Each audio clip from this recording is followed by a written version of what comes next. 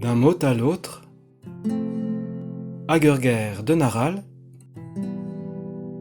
une chronique de Patrick Drian. Plusieurs expressions comprennent le mot d'heure. Pour enchaîner après la dernière rubrique, on peut aller plus loin. Finor avait den deur i ridegermané. Plus fin, vif d'esprit, que l'eau qui dévale la pente. Suffisamment pour aller à contre-courant? On retrouve cette idée de facilité dans Jon skri Burton Ellen deur. Il écrit en breton comme l'eau, de façon limpide, fluide. Et pour quelqu'un qui comprend vite, Agnard datio dur saliat deur don ipem squarn. Celui-là n'a pas besoin d'un seau d'eau dans chaque oreille pour les déboucher. Deur, c'est aussi la salive, nécessaire pour parler, d'où, parlant d'un gros bavard, un œil de zlakei deur i beg Agnard de zgouniod i zeuer. Celui qui lui a mis de l'eau dans la bouche, le jour de son baptême, a gagné sa journée. Inversement, on peut dire à quelqu'un qui s'apprête à dire une bêtise « Lagur begat deur inoupek » mettez une bouchée d'eau dans votre bouche.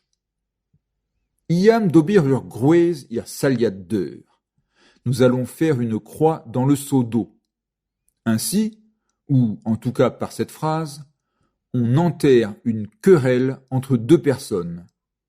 Faire une croix dans la cendre, ir le du, marche aussi.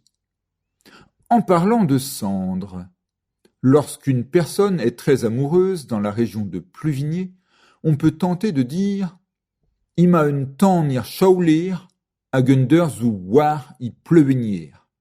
Le feu est dans le chiffon et l'eau est encore à Pluvigné. Le schaulir ou chivoulir sera consumé avant longtemps. Tel était son sort quand il était trop sale autrefois. Si Queyedwe i veg geton inder, son bec était tombé dans l'eau, est très proche du français, lorsque quelqu'un se fait clouer le bec, peut-être est moins connu ce qui se dit de quelqu'un capable de dormir dans toutes circonstances, même inconfortable. Yon gouskehe i rêve inder. Il dormirait, même le derrière dans l'eau. Jolie performance.